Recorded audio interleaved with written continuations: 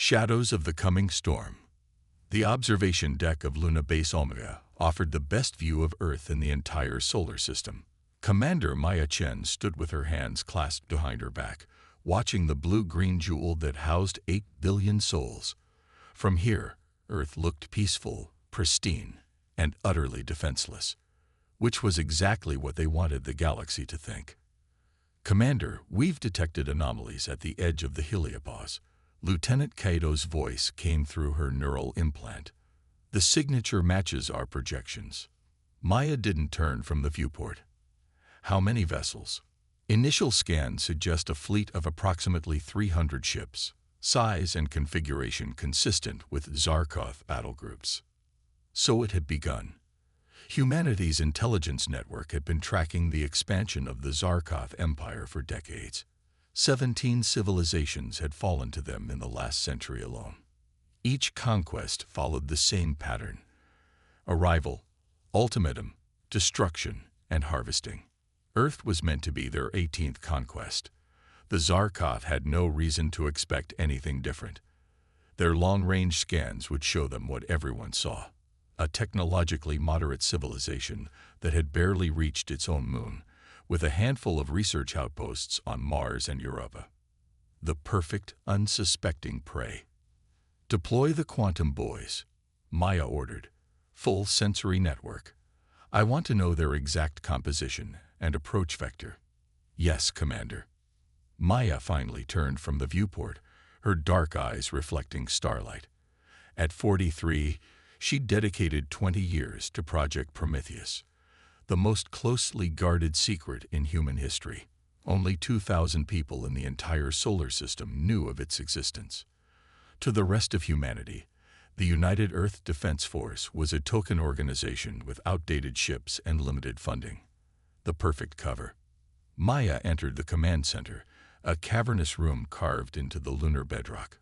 Holographic displays filled the air.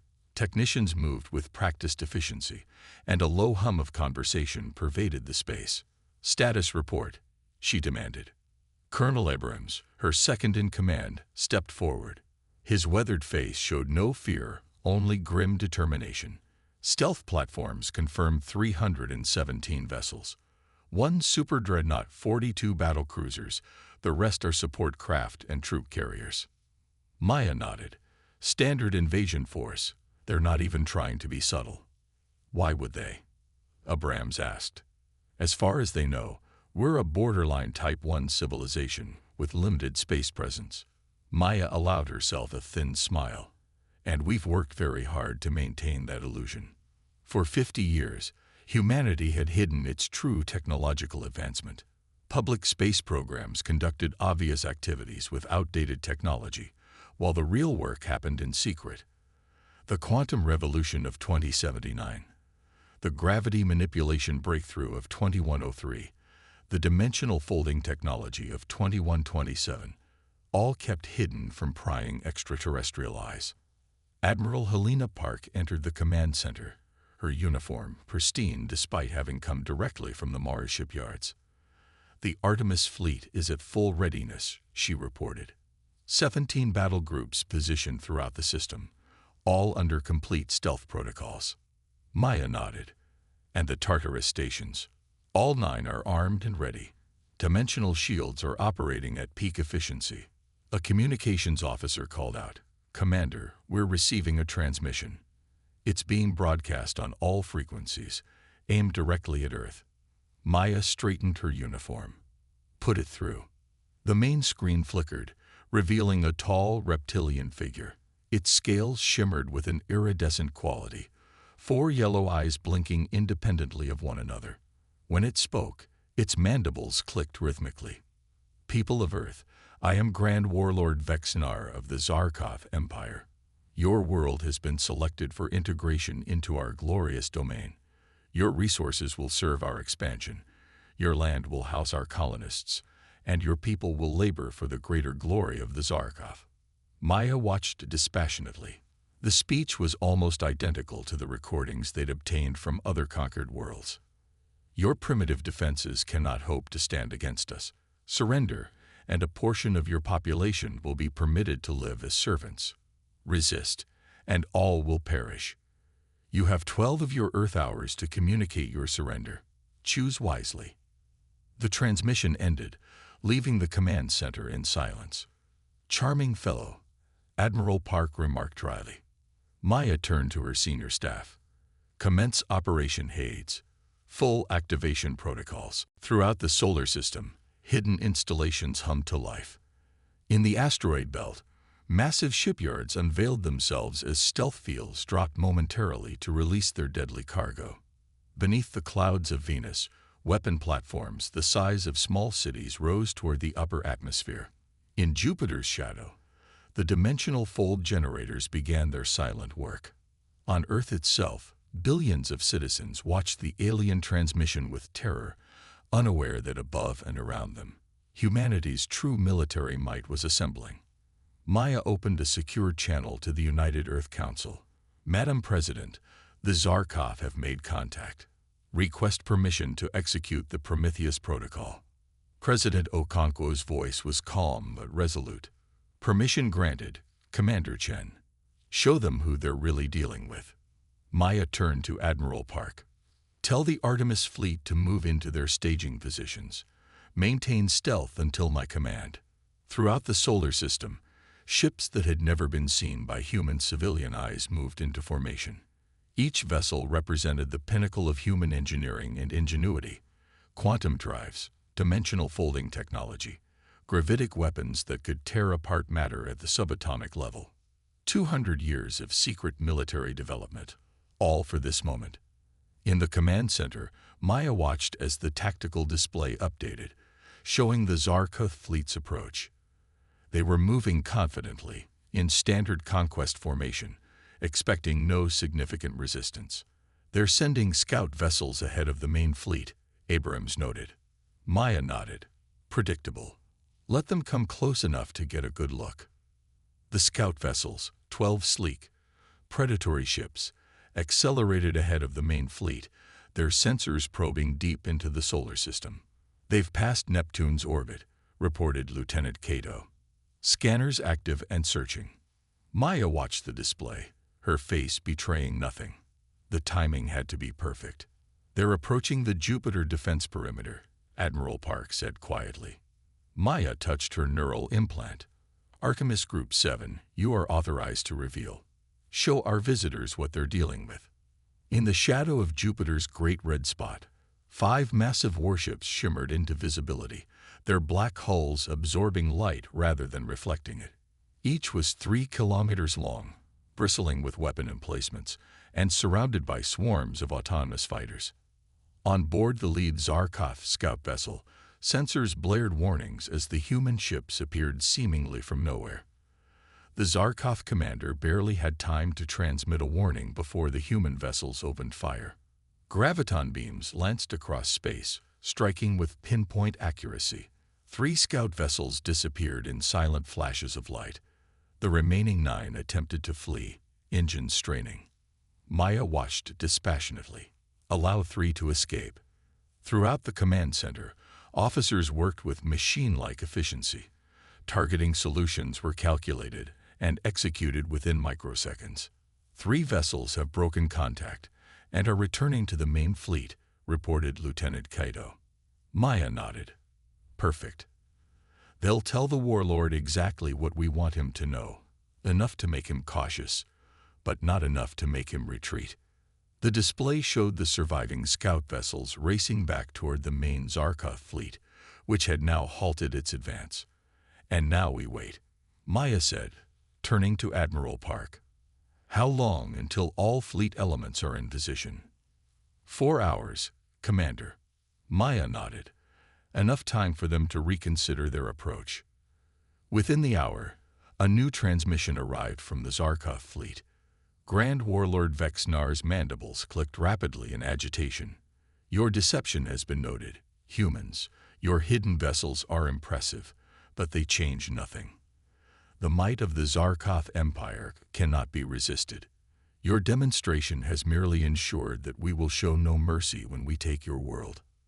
Maya smiled thinly. "We were counting on that response." As the 12-hour deadline approached, The Zarkov fleet reorganized, adopting a more defensive formation. They clearly expected resistance now, but they had seen only 5 ships. A concerning surprise, but nothing that would deter an empire that had conquered 17 worlds. They had no idea what awaited them. All fleet elements report ready. Commander, Admiral Park announced as the deadline expired. The Tartarus stations are at full power. Maya looked at the tactical display one final time, confirming all elements were in position. 283 warships, 9-dimensional battle stations, and thousands of autonomous weapon platforms, all hidden, all ready. Open a channel to the Zarkov fleet, Maya ordered. The communications officer worked his console. Channel open, Commander. Maya straightened her uniform and faced the camera. Grand Warlord Vexnar, this is Commander Maya Chen of the United Earth Defense Force. We have received your ultimatum and considered it carefully.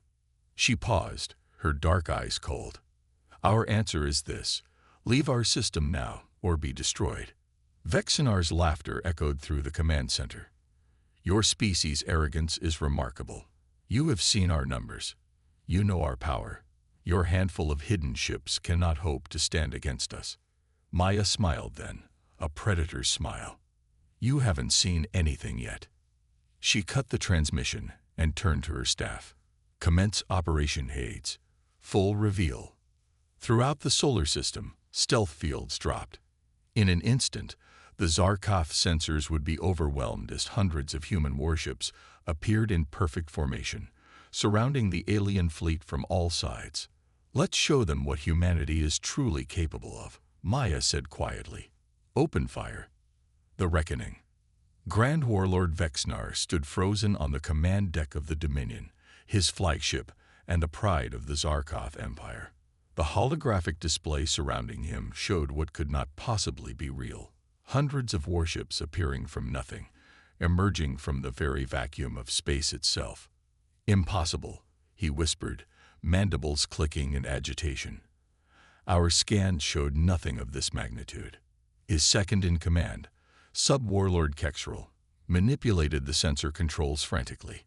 They were using advanced stealth technology, my lord. Technology beyond anything in our database. The human ships were like nothing they had encountered before. Sleek, angular vessels with hulls that seemed to drink in light rather than reflect it.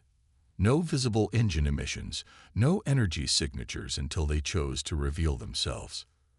And they were everywhere. Emerging from Jupiter's radiation belts, rising from Venus's cloud cover, appearing from behind Mars and Earth's moon, even materializing from within the asteroid belt.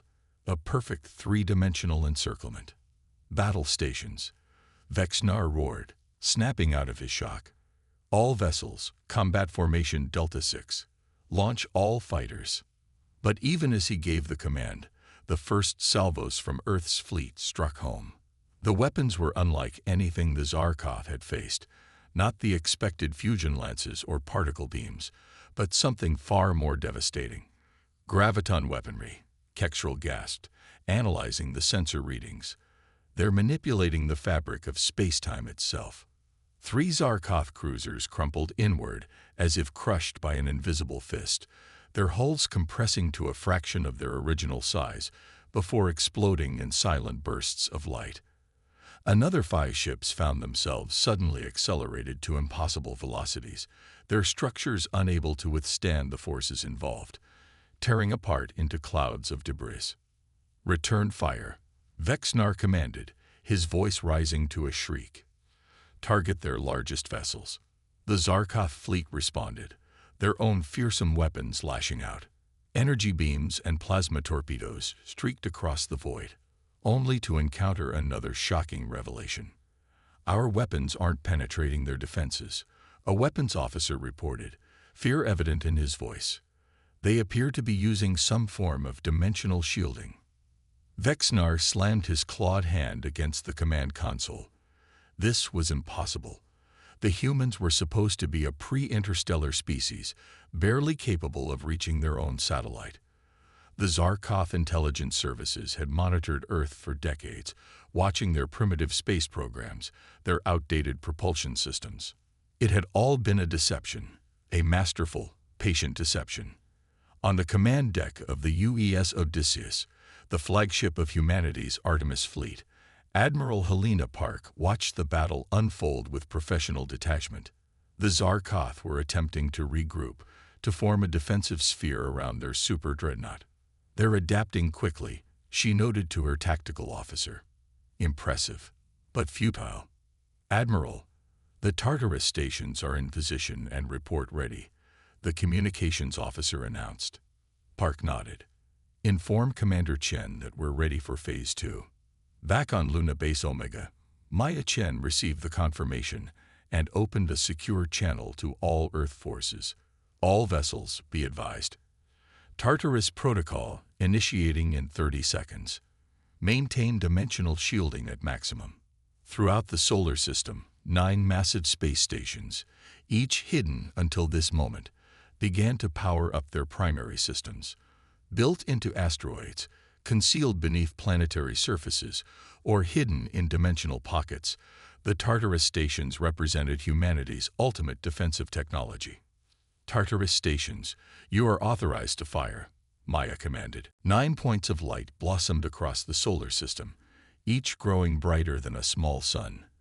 The fabric of space-time itself began to warp and twist as energies beyond conventional physics were unleashed. Aboard the Dominion, alarms screamed as sensors detected the massive energy buildup. Unknown weapon signatures detected, Kexrel shouted over the cacophony. Energy readings off the scale. Vexnar stared in horror as reality itself seemed to bend around his fleet. Evasive action. Full emergency power to engines. But it was too late. 9 precisely calibrated gravitic shockwaves converged on the Zarkoth fleet, creating a localized space-time distortion that no conventional shielding could withstand. 57 Zarkoth vessels simply ceased to exist, caught in overlapping fields where the laws of physics temporarily broke down. Dozens more spun out of control, their guidance systems scrambled, hulls buckled by forces they were never designed to withstand. The Dominion itself shuddered violently, artificial gravity failing as the massive ship was caught in the periphery of the gravitic storm. Emergency lights flashed as systems failed across the vessel.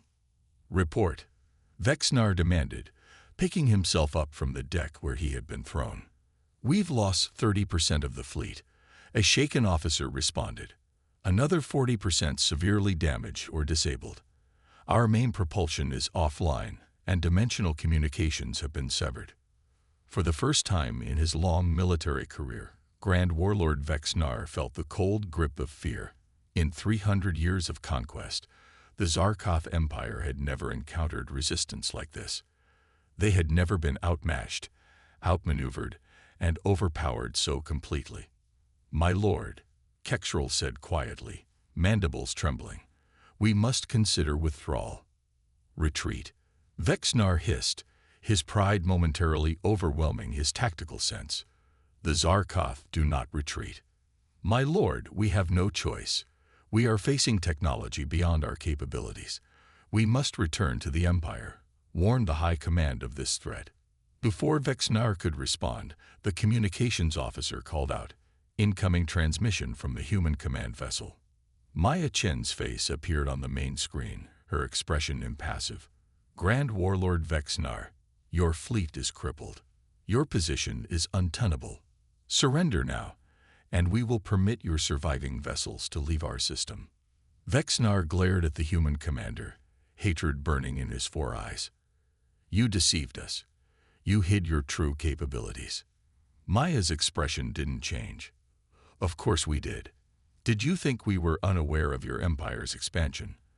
Of the 17 civilizations you've conquered and destroyed? We've been preparing for this day for half a century. She leaned closer to the camera. Unlike those other worlds, we saw you coming. We studied you.